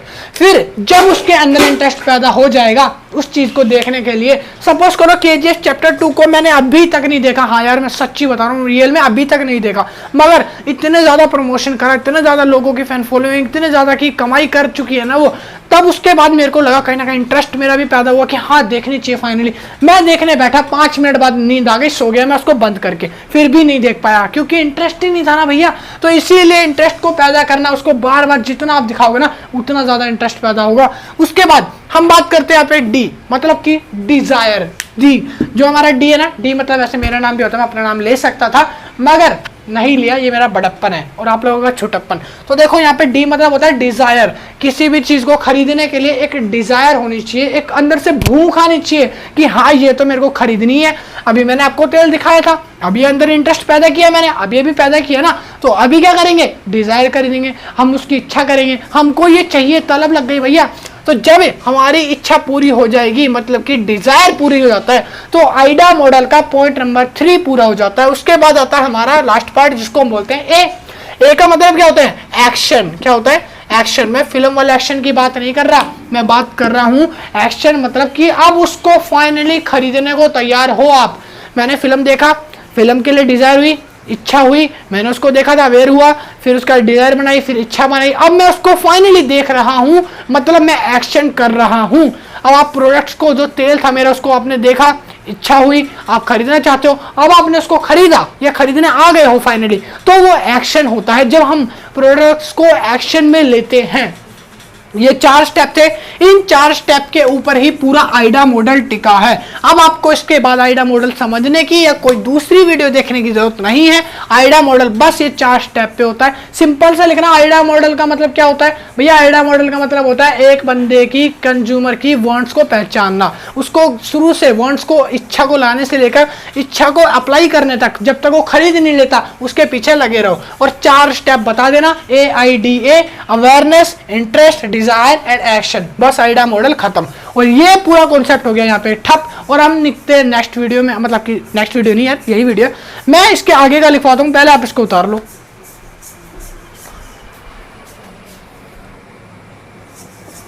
हाँ फ्रेंड्स, तो नेक्स्ट कॉन्सेप्ट जो हमारा है, आपने उतार लिया होगा पहले तो वो वाला, तो इसमें हम पढ़ेंगे यहाँ पे इंपॉर्टेंस ऑफ प्रेजेंटेशन। देखो प्रेजेंटेशंस की जो इंपॉर्टेंस होती है वो क्या क्या होती है। तो सबसे पहले तो यहाँ पे लिखा मैंने, पहला पॉइंट है, it is planned means to describe the features and benefits of the product. इसमें हम किसी भी कंज्यूमर को, अपने या कस्टमर को प्रोडक्ट्स के बेनिफिट्स और उसके फीचर्स के बारे में एक्सप्लेन करते हैं, उनको पूरी एक स्टोरी टेलिंग बताते हैं जहाँ पर एक प्रोडक्ट्स जो है वो किस तरह से उनके लिए अच्छा होगा, उनको सेटिस्फाई कैसे करेगा, ये सारा हम उनको समझाते हैं। सेकेंड पॉइंट का पॉइंट नंबर बी में लिखा है, it is a platform to use tested sales technique. कह रहा है यहाँ पर जितनी भी सेल्स टेक्निक्स है उन सबको हम यहाँ पे मैच्योर कर सकते हैं, ग्रो कर सकते हैं और अपने अंदर की जो इफिशिएंसी है वो दूसरों तक प्रोडक्ट के हिसाब से दिखा सकते हैं। उनको ये समझा सकते हैं कि हमारी जो सेल्स टेक्निक है उनको ये दिखाना, उनको ये प्रूव करना कि प्रोडक्ट के बारे में क्या क्या चीज़ें अच्छी हैं, क्या क्या क्वालिटी मिलेगी इसमें, क्या क्या चीज़ों से आप सेटिस्फाई होगे। तो ये सारी चीज़ें एक सेल्स टेक्निक्स को काफ़ी ज़्यादा अच्छे से दिखाती है। Point number 3, it gives assurance about the true story of the product. जो प्रोडक्ट है उसके बारे में जो भी चीज़ें दिखाई गई है या टीवी पे जो भी उसे दिखाया गया है वो उससे कितना ज़्यादा रिलेवेंट है, कितना ज़्यादा ट्रू है, उस स्टोरी से कितना मैच खाता है, ये कंज्यूमर को या प्रोस्पेक्ट्स को बताना पड़ता है। ठीक है, उसके बाद point number 4, it's create desire और interest to prospects in the product. कह रहा है इसमें क्या होता है यहाँ पे, इट क्रिएट्स डिजायर, ये जो है एक सामने वाले प्रोस्पेक्ट या कंज्यूमर के अंदर एक डिजायर, इच्छा पैदा करता है। साथ ही साथ यहाँ पे लिखा है साथ ही साथ इंटरेस्ट जो है ना वो भी गेन करने में मदद करता है। मतलब कि अगर उसके अंदर कोई भी ऐसी छोटा सा भी मन में डाउट है या फिर छोटा सा भी कुछ ऐसा लग रहा है कि प्रोडक्ट नहीं खरीदना चाहिए तो वहां पर वो प्रोडक्ट को बाय ही नहीं करेगा। मगर अगर हम उसको कुछ ऐसा इंटरेस्टेड बता दें प्रोडक्ट के बारे में जो वो रिलेवेंट एक्चुअली में हो, जेन्युइन हो, जिससे वो सेटिस्फाई हो जाए तो वो प्रोडक्ट को खरीदने के लिए इच्छुक होगा। उसके बाद लिखा है of the prospect in the product, और प्रोडक्ट को लेने के लिए प्रोस्पेक्ट राजी हो जाएगा। ठीक है, अब उसके बाद हम पढ़ेंगे नीचे नेक्स्ट पॉइंट फ्रेंड्स। तो उसके बाद हम नेक्स्ट कॉन्सेप्ट अब पढ़ने वाले हैं जिसके अंदर मैंने लिखा है यहाँ पे डिमॉन्स्ट्रेशन। डिमॉन्स्ट्रेशन होता क्या है, तो पहले हम ये सीखते हैं। डिमॉन्स्ट्रेशन मतलब ऐसी चीज जहां पर आपका जो प्रोस्पेक्ट है आपके पास आएगा, प्रोडक्ट के बारे में उसकी यूटिलिटी हो सकता है, उसके फैक्ट हो सकता है, उसके बारे में हर चीज की नॉलेज वो आपसे चाहेगा और उसको सेटिस्फाई करना ये आपका काम है। आप क्या कर रहे हो, एक सेल्समैन हो, तो बेस्ट सेलिंग टेक्निक कहती है अपने प्रोस्पेक्ट को या अपने कंज्यूमर को जब आप एक सेटिस्फाई लेवल दे देते हो, जब उसके अंदर का जो कॉन्फिडेंस है वो बढ़ जाता है, या आपके अंदर का जो कॉन्फिडेंस है जब उसको आप सेल करते हो तो वो अपने आप ही इंक्रीज हो जाता है। तो यहाँ पर आप एक इफेक्टिवली काम कर सकते हो। तो यहाँ पर डिमॉन्स्ट्रेशन का मतलब demonstration is the concept is highlighting practically the utility, quality, service, how to use the products। कह रहा है डिमॉन्स्ट्रेशन एक ऐसा कॉन्सेप्ट है जहां पर प्रैक्टिकली सिखाया जाता है, इन चीजों को हाईलाइट किया जाता है कि किस तरह से प्रोडक्ट की यूटिलिटी है, किस तरह से प्रोडक्ट जो है वो क्वालिटी वाला है, या फिर उसकी सर्विस जो है, आपकी जो टेक्निक्स है, आप जो बेच रहे हो वो किस तरह से बेच रहे हो। आगे लिखा how to use the products effectively, यहाँ पे लिखा है आप अपने प्रोडक्ट्स को किस तरह से इफिशिएंटली अच्छे तरीके से बेचते हो, एक प्रोफेशनल की तरह बोल सकते हो, अच्छे तरीके से टैकल करते हो। उसके बाद लिखा है etcetera, it sets a opportunity to a prospect, और ये प्रोस्पेक्ट के दिमाग में एक अपॉर्चुनिटी, एक अवसर या एक मौका बोल सकते हो, ये गेन करने में मदद करता है कि वो आपके प्रोडक्ट्स के बारे में जितने ज़्यादा फैक्ट अच्छे अच्छे जानेगा उतने ज़्यादा उसको खरीदने के लिए क्या होगा, प्रोडक्ट्स को लालसा बढ़ेगी, डिजायर बढ़ेगी। आगे लिखा है which one desire gives light to the prospectives eyes, जितनी ज्यादा आपके अंदर कॉन्फिडेंस लेवल इंक्रीज होगा आप उतने अच्छे से कंज्यूमर के डाउट्स को या क्वेरीज को सोल्व कर पाओगे, और इसी तरह से कंज्यूमर को लगेगा कि हाँ इससे मेरी सारी दिक्कतें दूर हो जाएंगी, तो उसको बाय करने के सोचेगा। आगे उसके बाद लिखा है यहाँ पे इंपॉर्टेंस ऑफ डिमॉन्स्ट्रेशंस, डिमॉन्स्ट्रेशंस के बेनिफिट क्या क्या होते हैं, इसके इंपॉर्टेंस क्या क्या होते हैं। पहला है it is one of the best sales tools, कह रहा है ये एकदम बेस्ट सेल्स टूल्स हो जाता है। कहता है यहाँ पे providing the products is the highlight quality, यहाँ पर कंज्यूमर को एक हाईलाइट क्वालिटी प्रोडक्ट मिलता है जहाँ पर उसकी सारी नीड्स, उसकी वांट सारी फुलफिल हो जाती है, उसको कोई डाउट्स नहीं रहता है उस चीज को लेकर। Point number 2, it's helps the prospector be interested and excited, कह रहा है यहाँ पर जो है ना प्रोडक्ट्स की इंटरेस्ट और प्रोडक्ट जो है हमारा जो भी हम बेच रहे हैं उस प्रोडक्ट के लिए कंज्यूमर की एक्साइटमेंट जो है वो ज़्यादा इंक्रीज हो जाती है, बढ़ जाती है, क्योंकि जब हम उसको ऐसे वे में कुछ भी टेक्निक्स के रूप में या फिर कुछ भी हम बताते हैं तो वो उसको स्टोरी टेलिंग की तरह सुनता है, वो चीज़ों के बारे में जानना चाहता है। वो प्रोडक्ट्स हम जब उसको एक्सप्लेन करेंगे, एक्सप्लेन करने के बाद उसमें क्या क्या चीज़ें, वो जब उसको लगेगा कि हाँ उसकी क्वालिटी अच्छी है तो यहाँ पर उसकी एक्साइटमेंट या इच्छा बोल सकते हो वो बढ़ जाती है। आगे लिखा about the purchasing of A product, और उस प्रोडक्ट के बारे में सोचता है, उसको खरीदने की इच्छा में प्रबल हो जाती है। ठीक है, उसके बाद point number C, it is a effective way to address the prospect, कह रहा है और ये प्रोस्पेक्ट को एड्रेस करने का, उसको जज करने का एक बहुत ही अच्छा तरीका होता है। स्पेसिफिक प्रोडक्ट्स रिलेटेड कंसर्न, और जो भी हमने प्रोडक्ट बनाया उससे रिलेटेड कंसर्न अगर वो हो सकता है करे। अगर मान लो आप प्रोडक्ट किसी को बेच रहे हो तो अगर मान लो कंज्यूमर न्यू है तो वो आपसे क्वेश्चन पूछेगा, आपको इतनी चालाकी से अपनी सेलिंग टेक्निक से जवाब देना है कि आपका कॉन्फिडेंस लेवल भी बढ़ जाए और कंज्यूमर भी सेटिस्फाई हो जाए। पॉइंट नंबर 4 आता है यहाँ पे, it overcomes the sales resistance, और ये हमारे सेल्स रेसिस्टेंस के चांसेस को ओवरकम करता है। हम किसी से बात करने में या सेटिस्फाई करने में नहीं हिचकिचाते। उसके बाद लिखा for the prospects and enrich his confidence in the products, और जो कॉन्फिडेंस है ना हमारे अंदर आया वो कॉन्फिडेंस सेम प्रोडक्ट को लेकर एक कंज्यूमर के अंदर भी आ जाता है। कंज्यूमर उस प्रोडक्ट के ऊपर इतना कॉन्फिडेंस करने को तैयार हो जाता है कि वो उसको बाय करने के लिए राजी हो जाता है। तो ये थे आपके डिमॉन्स्ट्रेशन और उसके मैंने जो बताया इंपॉर्टेंस। अब इसके बाद नेक्स्ट जो कॉन्सेप्ट है प्रोसेस का वो हम करने वाले हैं, ठीक है। तो पहले आप इसको उतार लो।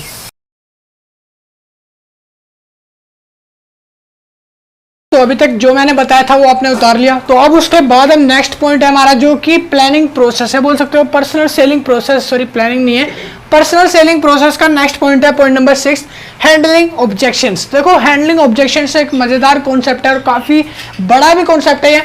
हैंडलिंग ऑब्जेक्शंस का मतलब होता है अगर मान लो आप किसी भी प्रोस्पेक्ट या कंज्यूमर या कस्टमर को अपने गुड्स एंड सर्विस को बेचते हो या बेचने के लिए प्रोसेस करते हो उनको, मतलब कि प्रीफर करते हो कि आप हमारा ये चीज़ खरीदो ये चीज़ खरीदो, तो उस प्रोडक्ट को लेकर जो कंज्यूमर है ना वो क्या क्या क्वेश्चंस पूछ सकता है, क्या क्या जनरल क्वेरीज है वो पूछ सकता है, या उसके जो डाउट्स है वो पूछ सकता है, या अगर मान लो आपने कुछ मिसलीड करा है तो उसके बारे में पूछ सकता है। आपका चाहे नॉलेज चेक करने के लिए पूछ रहा हो चाहे किसी भी चीज़ के लिए, मगर वो क्वेश्चन पूछ रहा है तो उसको बोलते हैं जनरल यहाँ पे ऑब्जेक्शन, ठीक है। और इनको आप कैसे टैकल करते हो एज अ सेल्स पर्सन, अगर आप हो वहाँ पे खड़े हो तो आप इन सबसे कैसे बाहर निकलते हो, आउटकम्स कैसे देते हो, तो ये सारी चीज़ें हम इसमें पढ़ने वाले हैं जो कि हमारा है यहाँ पे हैंडलिंग ऑब्जेक्शंस। ऑब्जेक्शंस को हैंडल कैसे करा जाए, ठीक है। यहाँ पे मैंने लिखा डेफिनेशन में, handling objection is a natural frustrating fact of sales life. कह रहा है सेल्स लाइफ का सबसे ज़्यादा बद्दा बोल सकते हो या फिर बोल सकते हो फ्रस्ट्रेट करने वाला, लोगों को दुखी करने वाला ऑब्जेक्शन होता है handling objection. Carrying out of the process involving certain and skills that every sales person should have a grip on. कह रहा है ये हर एक सेल्स पर्सन के सामने फेस करना पड़ता है, हर एक सेल्स पर्सन को इससे गुजरना पड़ता है, ग्रिप ऑन करना पड़ता है, ठीक है। यहाँ पर लिखा है those including having situational awareness, और यहाँ पर कौन कौन सी चीजें इंक्लूड होती है। सबसे पहला सिचुएशन अवेयरनेस, उसके बाद आता है यहाँ पे एक्सक्योरिंग, उसके बाद आता है यहाँ पे बैकग्राउंड इंफॉर्मेशन। अगर मान लो आप कंप्यूटर पे या फिर कोई भी कंप्यूटर बोल सकते हो बेच रहे हो, या फिर कोई प्रोडक्ट बेच रहे हो, या कोई भी तरह की लग्जरियस गाड़ी बेच रहे हो, घर बेच रहे हो, तो आपको उसके बारे में बैकग्राउंड इंफॉर्मेशन होनी चाहिए। कंज्यूमर कहीं से भी कुछ भी ऑब्जेक्शन उठा सकता है, कुछ भी क्वेश्चन आस्क कर सकता है, आपको हमेशा रेडी होना चाहिए। उसके बाद यहाँ पे लिखा लीडिंग विद एम्पैथी, आपको उनको एक तरह से ऐसे मतलब कि ट्रीट करना जैसे कि वो प्यार से अगर आपसे पूछ रहे हैं, आपको प्यार से उनको जवाब देना है, हर चीज उनकी क्लियर करनी है, उनको सेटिस्फाई करना है, उनको कॉन्फिडेंस में ही लेना होगा। आगे लिखा है and asking thoughtful open ended questions. कह रहा है उसके बाद आस्किंग थॉटफुल, वो सोच समझ के क्वेश्चन पूछते हैं, मतलब कि चुन चुन के क्वेश्चन लाएंगे। सपोज करो मैं ये मार्कर बेच रहा हूँ तो ठीक है, किसी का मार्कर पे क्वेश्चन आ गया, ये जो मार्कर है इसका कलर ब्लैक ही क्यों बनाया जाता है, अरे मार्कर का कलर ब्लैक, अंदर का जो मार्कर है वो तो ब्लैक है, अब वो कलर को ही पूछ रहे हैं कलर क्यों ब्लैक बनाया जाता है। अगर आप इसका जवाब नहीं दे पाते या फिर फ्रस्ट्रेट हो जाते हो, हिचकिचा जाते हो, तो कंज्यूमर या प्रोस्पेक्ट को लगेगा आप इसके बारे में अच्छी नॉलेज नहीं है, बस आपको ऐसे ही खड़ा करा गया है, आपको इसके बारे में कुछ भी नहीं पता, बस ऐसे ही काट रहे हो, ठीक है। तो यहाँ पर आपको हर तरह से तैयार होना चाहिए। उसका लिखा है ओपन एंडेड क्वेश्चन,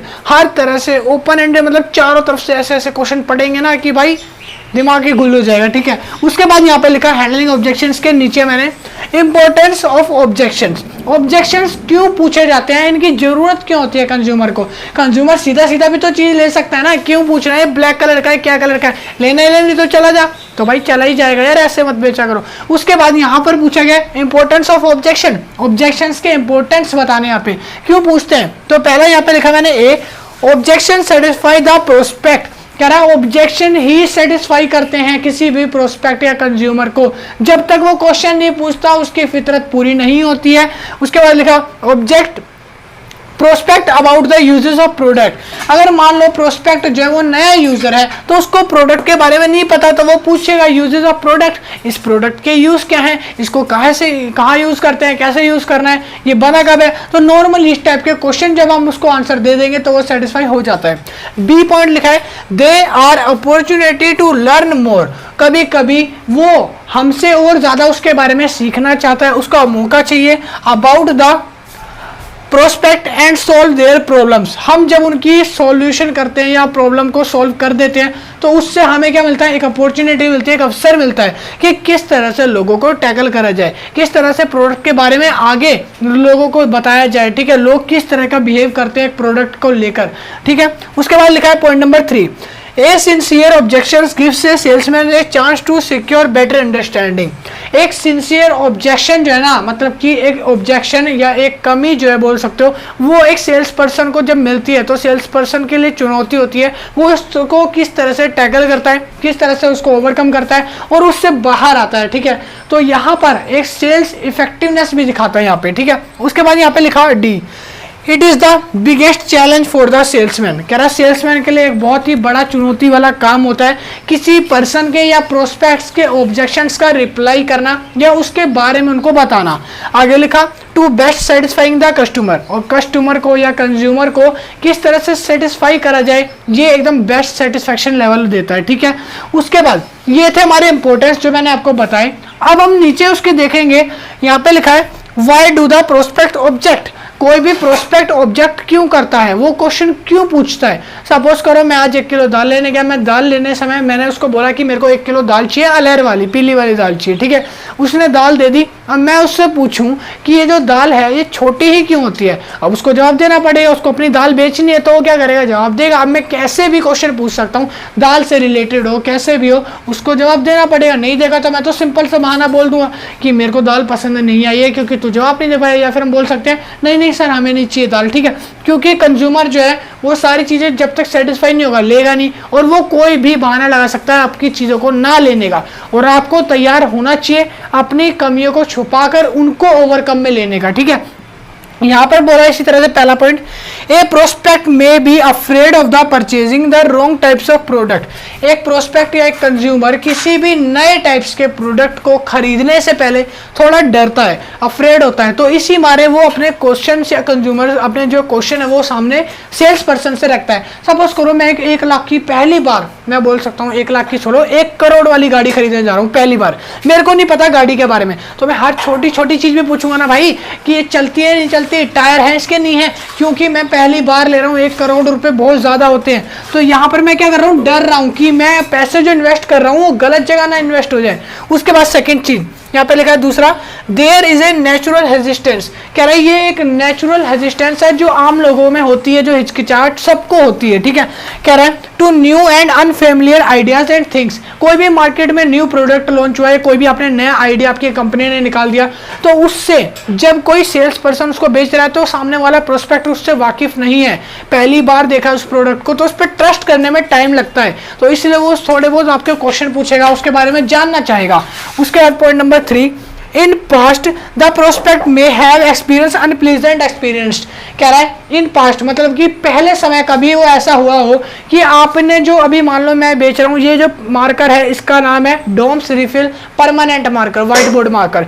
मान लो यही मार्कर कोई दूसरी कंपनी वाला बेच रहा है, उस पर कंज्यूमर जाता है, उससे पूछता है कि भाई ये जो मार्कर है पहले भी मैंने एक बार लिया था, पिछले पहले 2-4 दिन पहले, साल पहले, मगर ये खराब निकला, तो जब मैं इस मार्कर को बेचूंगा तो सेम क्वेश्चन मेरे से भी करेगा। थोड़ा डरा है क्योंकि उसको पता है इसका एक्सपीरियंस बहुत ज्यादा खराब है, तो वो क्वेश्चन करेगा, जाहिर सी बात है। ठीक है, उसके बाद पॉइंट नंबर नेक्स्ट है यहाँ पे 4th, doubt about the company creditability. यहाँ पे लिखा है जो कंपनी है, कंपनी को जज करने के लिए कभी कभी जो सेल्स पर्सन है ना उससे क्वेश्चन करने लगते हैं लोग। क्यों? क्योंकि अगर मान लो आप कंपनी जो है, एक कंपनी आपने खोली है ABC लिमिटेड, एक प्रोस्पेक्ट आपके पास कोई चीज या प्रोडक्ट को खरीदने आएगा, अब वो जब आता है ना, वो कंपनी का नाम पड़ता है ABC लिमिटेड, तो उसके रिव्यू लोगों से अगर उसने सुने होंगे कि ये कंपनी खराब है, फ्रॉड माल बेचती है, तो वो प्रोडक्ट लेने से पहले ये चेक करेगा। हो सकता है उसको ना ही लेना हो, मगर वो पूछेगा क्वेश्चन, वो ऐसे मतलब कि टाइम वेस्ट ही बोल सकते हो एक तरह से कर रहा है, मगर वो किस तरह से आप उसको ओवरकम करते हो, उसको जवाब देते हो, वो आपके ऊपर डिपेंड करता है, जिसको हम बोलते हैं सेल्स टेक्निक्स। ठीक है, अगला पॉइंट है यहाँ पे when the prospects like the competitor product more। कभी कभी क्या होता है, प्रोडक्ट जो है ना वो किसी कंपटीटर या हमारा जो राइवल अपोनेंट है उसका प्रोडक्ट ज्यादा पसंद आता है किसी प्रोस्पेक्ट को। मान लो हमने 10 रुपए का प्राइस लगाया, उसने भी 10 रुपए से 1 रुपया कम 9 रुपए का प्राइस लगाया, तो वो चाहेगा कि मैंने जो 1 रुपया इसका ज्यादा चार्ज किया है वो क्यों करा है, ठीक है। बल्कि हमारा जो वायरल है या बोल सकते हो राइवल है, वो क्या कर रहा है, 1 रुपया कम ले रहा है। तो यहाँ पर उसका प्रोडक्ट अगर उसे अच्छा लग रहा है तो हमें बताना पड़ेगा, नहीं सर हमने 10 रुपए क्यों रखा है इसका चार्ज, और 10 रुपए रखा है तो क्या क्या बेनिफिट उससे ज्यादा आपको मिलेगी यहाँ पे। तो सारी चीजें उसको एक्सप्लेन करनी होगी, ठीक है।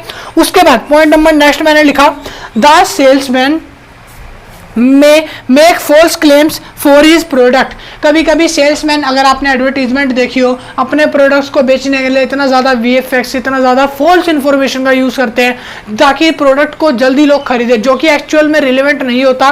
और किसी भी प्रोडक्ट के अंदर वैसी चीज़ें होती ही नहीं है उस प्रोडक्ट में जो चीज़ एक्चुअल में टीवी में दिखाई गई है या एडवर्टीजमेंट में हम देखते हैं। तो यहाँ पर फॉल्स इन्फॉर्मेशन की वजह से कभी कभी जो प्रोस्पेक्ट है वो क्वेश्चन आस्क करता है। तो यहाँ पर हमने देखा, why do prospect object, prospect object क्यों करता है, तो ये रीजन है जिनकी वजह से प्रोस्पेक्ट ऑब्जेक्ट करता है। ये इंपॉर्टेंस है, जो प्रोस्पेक्ट ऑब्जेक्शंस की इंपॉर्टेंस होती है, ये डेफिनेशन है, आप ये पूरा उतारो। इसके बाद टाइप्स ऑफ ऑब्जेक्शन वो भी आपको बताते हैं।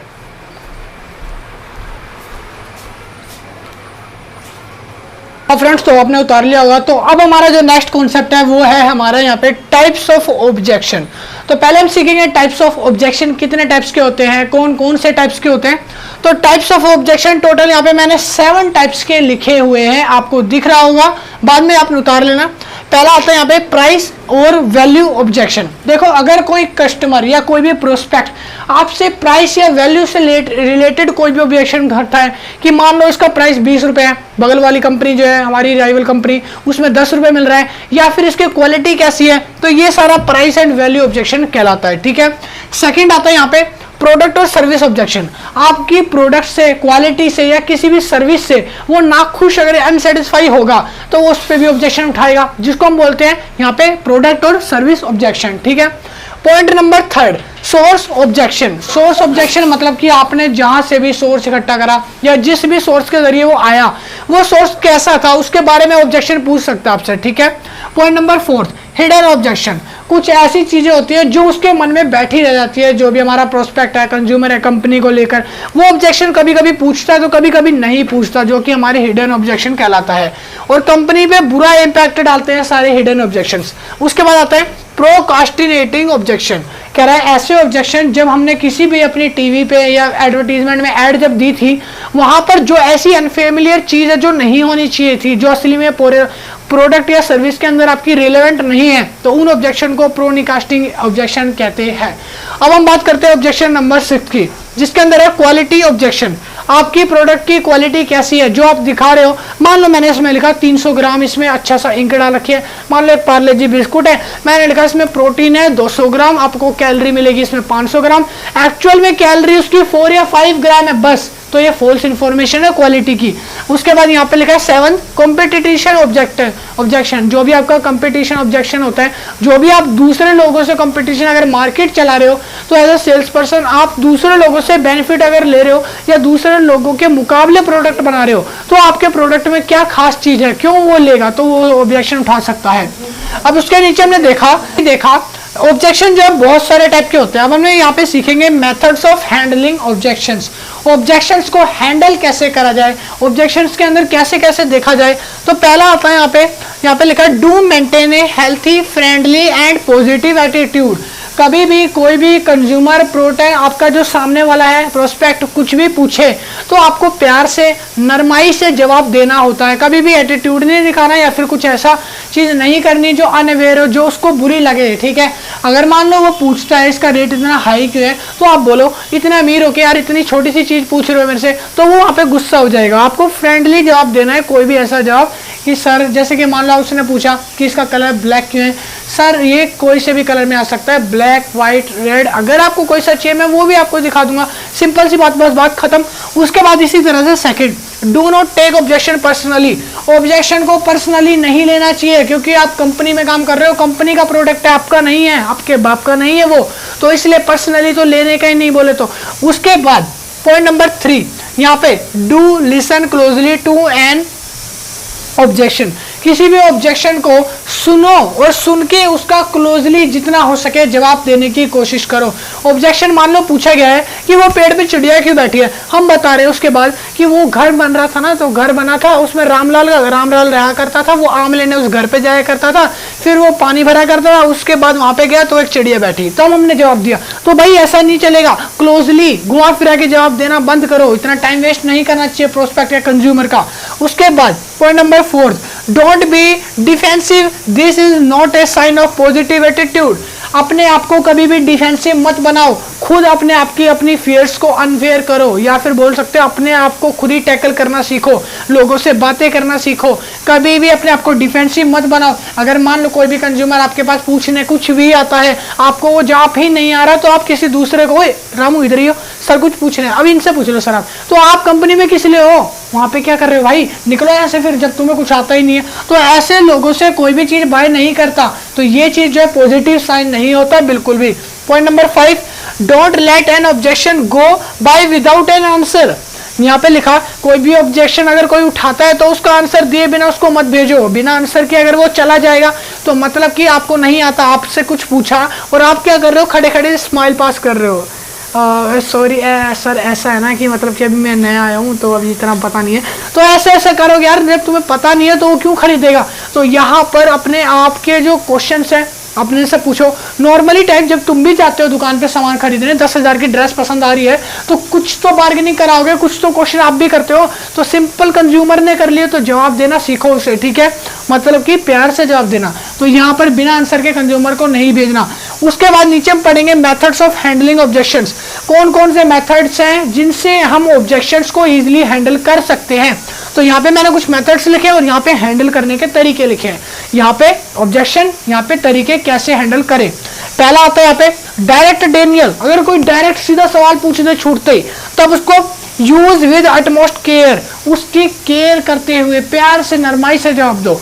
उसके बाद सीधा इनडायरेक्ट डेनियल, कोई भी घुमा फिरा के डायरेक्ट तीर मारे तो क्या करो, यस बट, स्टार्टिंग कैसे करनी है, यस बट, इस तरह से आपको स्टार्ट करना है, ठीक है। उसके बाद यहाँ पे लिखा है बूमरैंग, बूमरैंग अगर होगा तो यहाँ पे लिखा है it can be effective, it opportunity, यहाँ पे बोल सकते हो it can be effective if appropriately used, ठीक है, अप्रोप्रिएटली यूज्ड, तो आपको इस तरह से देना है। उसके बाद लिखा है यहाँ पे कंपनसेशन, इसमें लिखा है हाईलाइट सुपीरियर फीचर्स। कंपनसेशन की बात करें तो फीचर्स के बारे में आपको जिक्र करना है। उसके बाद द क्वेश्चन, कोई भी क्वेश्चन आस्क करे तो यहाँ पे डील टैक्टफुली, एकदम मतलब कि मैच्योर एटीट्यूड, शर्माना नहीं, फियर ओवरकम, सब चीजें ध्यान रखनी है। उसके बाद लिखा है पासअप, पासअप सबसे बड़ी चीज है, पासअप करा तो गिव अप हो जाओगे, बाहर निकाल दिए जाओगे। पासअप इट इज ए जस्टिफाइड, अगर मान लो आप किसी भी क्वेश्चन को पूछा जाए, आप पासअप करते हो बगल वाले पर्सन पे कि भाई इधर आके थोड़ा सर को समझा दियो इसके बारे में, तो भाई तुम्हें क्यों रखा है, तुम जस्टिफाइड ही नहीं करते वहां। तो ये सारी चीजें होती है ऑब्जेक्शन हैंडलिंग करने की। तो इसके बाद अब हम पढ़ने वाले हैं क्लोजअप कॉन्सेप्ट, क्लोजअप वाली, तो इसको आप उतार लो, उसके बाद मैं लिखवाता हूँ। अभी तक जो मैंने बताया था आपने उतार लिया, तो अब हम यहाँ पे लास्ट कॉन्सेप्ट करने वाले हैं। लास्ट नहीं, इसके बाद एक और है, बस लास्ट वो होगा फॉलो अप। तो हम करेंगे closing of sales. Closing of sales का मतलब होता है जितने भी प्रोस्पेक्ट्स होते हैं हमारे, उन सबकी इंफॉर्मेशन उनको मिलेगी, उन सबको प्रोडक्ट के बारे में इंफॉर्मेशन दे दी। अब उसके बारे में जितने भी ऑब्जेक्शंस थे वो सबको उनको डाउट को क्लियर कर दिया। डाउट्स क्लियर करने के बाद जो कंज्यूमर है ना, उसकी जो मोटिवेशन नीड्स होती है, जो भी वो सोच रहा होता है, डिजायर या इंटरेस्ट जितना भी होता है, वो सोचता है मैं इस प्रोडक्ट को बाय करूं, तो वो जो नीड्स होती है वो एक्चुअल में अब बदलने का टाइम आ जाता है। क्लोजिंग ऑफ सेल्स में क्या होता है, जो वो सोच रहा होता है ना मेरे को खरीदना चाहिए, तो वो खरीदेगा। अब यहां पर ऐसा हो जाता है जिसको हम बोलते हैं क्लोजिंग ऑफ सेल। तो यहां पर मैंने लिखा है this is the stage during which the salesman have to close the process. कह रहा है इसमें सेल्समैन जो है प्रोसेस को क्लोज करने वाला ही है, समझ लो, ठीक है। कह रहा है बाय क्लिंचिंग योर डील्स, अपने डील्स को कंफर्म कर चुके हैं दोनों पार्टनर, प्रोस्पेक्टस और जो सेल्स पर्सन है वो दोनों। लिखा है purpose the salesman should overcome all the objection कह रहा है। और जो सेल्समैन होता है उसने कंज्यूमर के या प्रोस्पेक्टर के जितने भी ओवरकम्स होते हैं, जितने भी ऑब्जेक्शन होते हैं, जितने भी क्वेश्चन या क्वेरी डाउट्स पूछने थे, वो सबको सॉल्व आउट कर दिया, उनको सबको सॉल्व कर दिया होता है।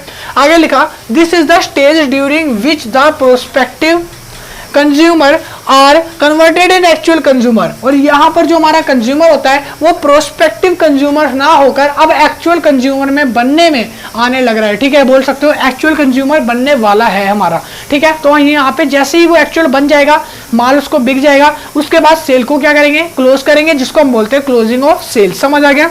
लिखा है नीचे importance of closing of sales. Closing of sales की इंपॉर्टेंस या बेनिफिट या फायदे क्या होते हैं, इंपॉर्टेंस क्या है।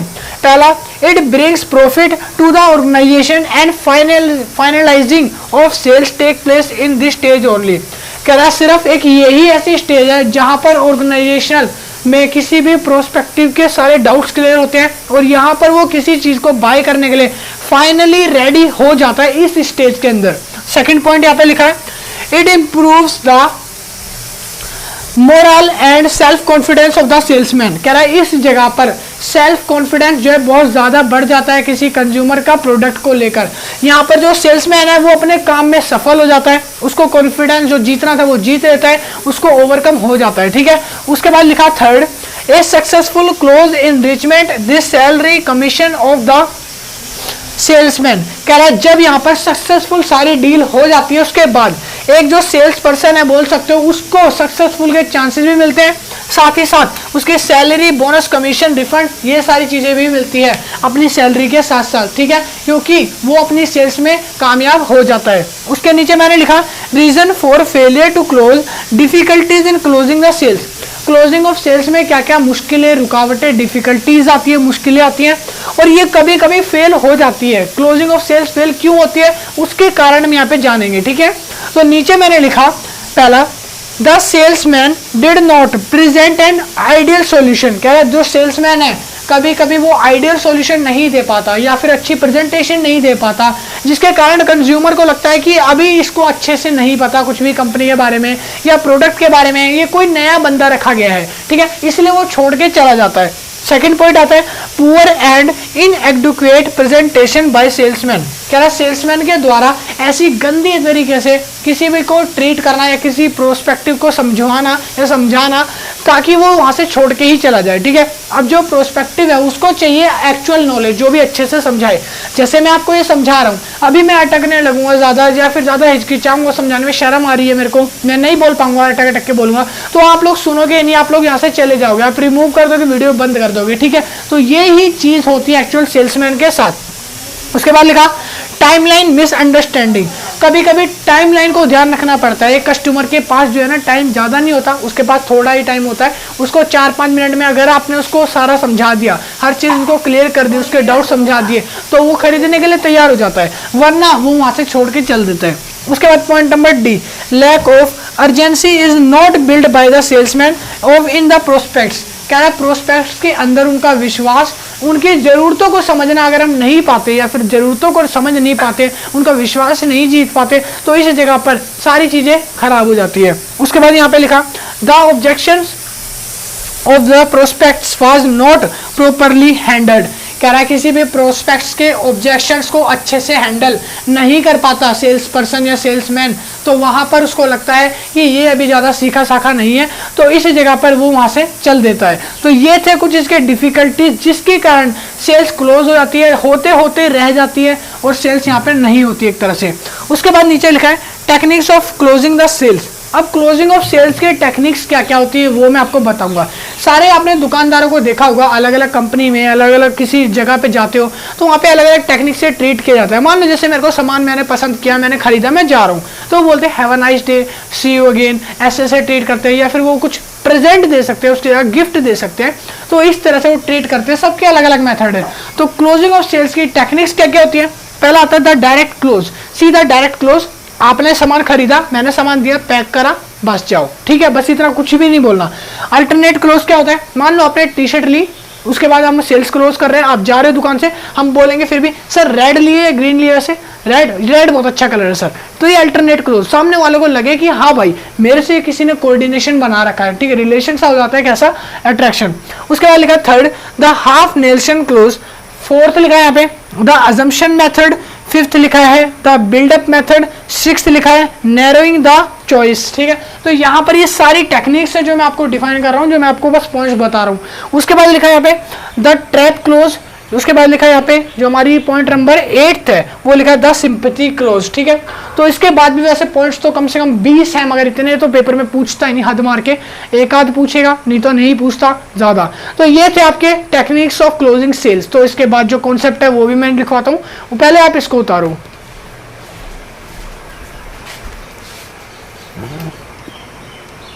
तो अभी तक जितना भी मैंने बताया था आपने उतार लिया होगा। तो ये जो कॉन्सेप्ट है ना, लास्ट कॉन्सेप्ट है हमारा, पूरी प्लानिंग प्रोसेस बोल सकते हैं यहाँ पे, पर्सनल सेलिंग प्रोसेस जो है ना यहाँ पे पूरी की पूरी खत्म हो जाएगी। इसके बाद लास्ट कॉन्सेप्ट है कंज्यूमर या कस्टमर बोल सकते हैं, कस्टमर फॉलो अप, ठीक है। फॉलो अप का मतलब क्या होता है? फॉलो अप का दूसरा नाम है यहाँ पे अगर मैं बोलूँ पोस्ट सेल्स एक्शन या फिर फीडबैक। क्या बोलते हैं? फीडबैक, पोस्ट सेल्स एक्शन या फॉलो अप, ठीक है, या कंज्यूमर फॉलो अप, आप कुछ भी बोल लो, सारी चीजें एक होती है। फीडबैक का मतलब होता है अगर आप किसी को भी कोई सामान बेचते हो तो उसके बाद जो कंज्यूमर का रिएक्शन होता है ना, या उससे वो सेटिस्फाई होगा या अनसेटिस्फाई होगा, तो उसका फीडबैक आपको लेना चाहिए।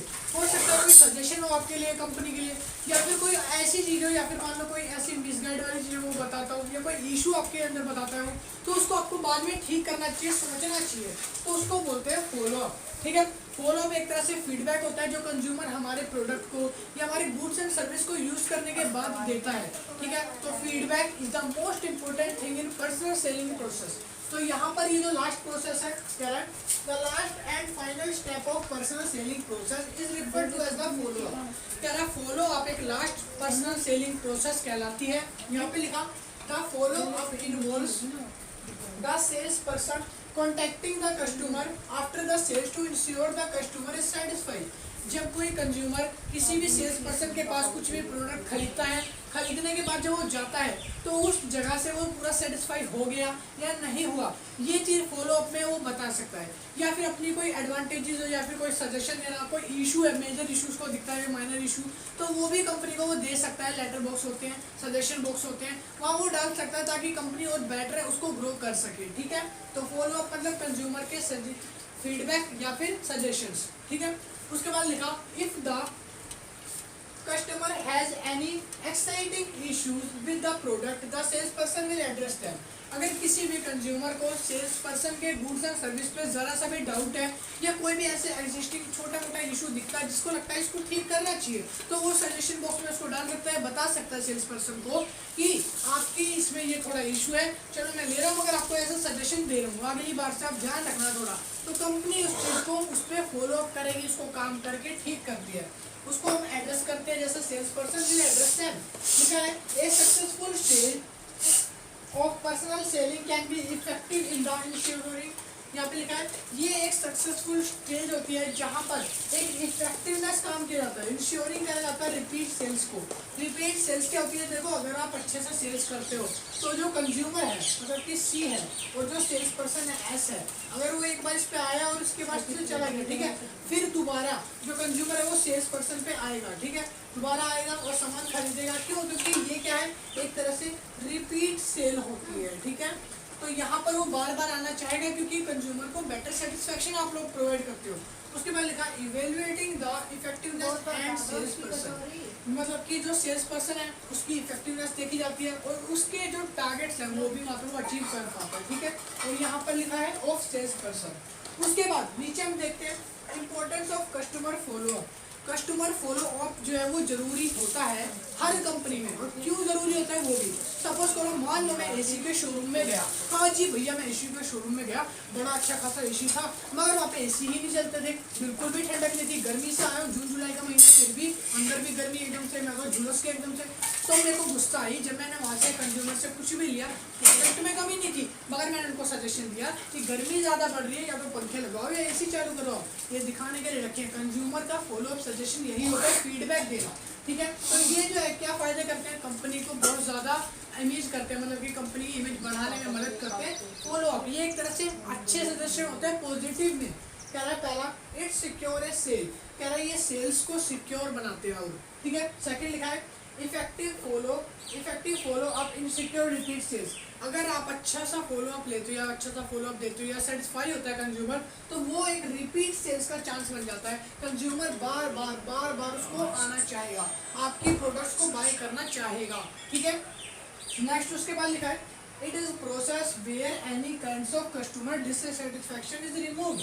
ये एक ऐसा प्रोसेस होता है जहां पर कंज्यूमर के सारे डिससेटिस्फैक्शन दूर हो जाते हैं, भैया खत्म हो जाते हैं, ठीक है। क्यों? क्योंकि कंज्यूमर जब सेल्स पर्सन से बातचीत करेगा, ऑब्जेक्शन इससे पहले जो मैंने बताया था हैंडलिंग ऑब्जेक्शन तो दूर हो गए, फिर कौन सा फीडबैक है, फिर भाई सारी चीजें दूर हो जाती है, तो यहाँ पे ठीक है। उसके बाद लिखा it helps to marketer in positive, यहाँ पे लिखा है it helps to marketer in providing better personalisation. क्या है? एक बेटर पर्सनलाइजेशन प्रोवाइड करता है मार्केटर्स को, जो बिजनेसमैन है उनको, ठीक है। फीडबैक क्या प्रोवाइड करता है? एक बेटर पर्सनलाइजेशन, समझ आ गया। उसके बाद नीचे लिखा है the key of effectiveness follow up to make each interaction value addition. कह रहा है ये एक सक्सेस की भी बोल सकते हो, फॉलो अप सक्सेस की होती है, क्योंकि जब आप कोई काम करते हो कुछ गलतियां रहती है, इंसान से होती है गलतियां, उनको सुधारना, उनको फॉलो अप करना, वो सजेशन दे तो उसको समझना और उस पर अप्लाई करना, ये एक बेस्ट होता है, इफेक्टिवनेस की होती है, ठीक है। उसके बाद लिखा है इंटरेक्शन वैल्यू एडिशन, और ये आपके वैल्यू एडिशन में भी ग्रो करता है, फायदेमंद होता है। तो यहाँ पर ही आपका भैया चैप्टर नंबर यूनिट 5 का 1 खत्म होता है, पर्सनल सेलिंग प्रोसेस। और इसके बाद खुशखबरी, गुड न्यूज आपके लिए, पूरे चैप्टर की बुक जो है पूरी की पूरी advertising personal selling BCom programme honour semester 6 की बुक यहीं पे खत्म, एकदम खत्म भाई, पूरी बुक खत्म हो गई है। नोट्स परचेज करने हैं तो कॉन्टैक्ट नंबर डिस्क्रिप्शन में जाके कॉन्टैक्ट करो, फटाफट से नोट्स परचेज कर सकते हो आपके एग्जाम्स के लिए। All the best. और यहाँ पर आपको कॉन्टैक्ट नंबर दिख रहा होगा, यहाँ पे भी कॉन्टैक्ट करके, व्हाट्सएप नंबर ये मेरा, कॉन्टैक्ट करके ले सकते हो। डिस्क्रिप्शन में भी नंबर मिल जाएगा आपको, वहाँ भी देख सकते हो। और जिसने मेरी सारी चैप्टर वाली वीडियो नहीं देखी, जो कोई नया बच्चा आया है, चैनल को सब्सक्राइब कर लेना पहले, तो सारी इन्फॉर्मेशन वीडियो मिलती रहेगी। और साथ ही साथ बता दो, अगर आपने मेरी पहली वीडियो दूसरी वीडियो नहीं देखी, तो सारी वीडियो के लिंक डिस्क्रिप्शन में चैप्टर वाइज बना रखी, यूनिट वाइज, यूनिट 1 2 3 4 5 सारी यूनिट। आज पूरी बुक खत्म हो गई भाई फाइनली, तो जाके देख सकते हो। मैं मिलूंगा नेक्स्ट वीडियो में। मेरे वीडियो को लाइक करना, चैनल को सब्सक्राइब करना, प्लीज सपोर्ट करते रहो इसी तरह से। और एग्जाम्स के लिए ऑल द बेस्ट, एग्जाम्स के लिए प्रिपरेशन करो। God bless you. मैं मिलूंगा नेक्स्ट वीडियो में। See you, tata and bye bye.